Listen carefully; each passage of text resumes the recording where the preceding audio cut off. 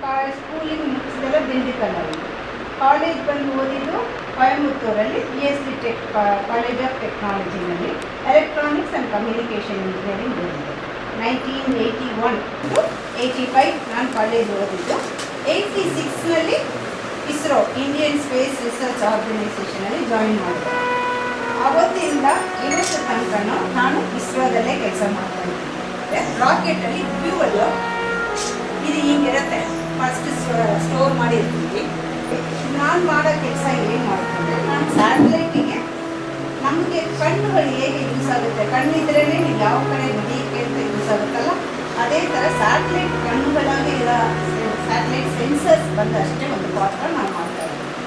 ಇದು ಸ್ಕೂಲ್ ಯಾವ ಬೇಕೋ ಓದ್ಬೋದು, ಮುಂದೆ ಓದೋದು ದೊಡ್ಡ ಕಾಲೇಜುಗಳು ಕಾಲೇಜಲ್ಲಿ ಹೋಗ್ಬಿಟ್ಟು ಇನ್ನು ನೆಕ್ಸ್ಟ್ ಮುಂದೆ ಇನ್ನು ದೊಡ್ಡ ಸಿಟಿನಲ್ಲಿ ಓದಿದರೆ ನಿಮ್ಮ ನಾಲೆಜ್ ಜಾಸ್ತಿ ಆಗುತ್ತೆ. ಆಮೇಲೆ ನೀವು ಯಾವುದು ಆಫೀಸಿಗೆ ಕೆಲಸ ಮಾಡ್ತೀರೋ ನಮ್ಮ ಸ್ಪೇಸೇ ಇರಬೇಕು ಅಂತ ಇಲ್ಲ. ನಾನು ಏನು ಎಲ್ಲರೂ ಕೇಳಬೇಕು, ಎಲ್ಲರಿಗೂ ಸ್ಪೇಸಲ್ಲಿ ಹೋಗಿ ಕೆಲಸ ಮಾಡೋಕ್ಕಾಗಲ್ಲ. ನೀವು ಟೀಚರ್ ಆಗ್ಬೋದು, ಇಂಜಿನಿಯರ್ ಆಗ್ಬೋದು, ಇಲ್ಲ ವ್ಯವಸಾಯಿಗೆ ದೊಡ್ಡ ಕೆಲಸ ಮಾಡ್ಬೋದು.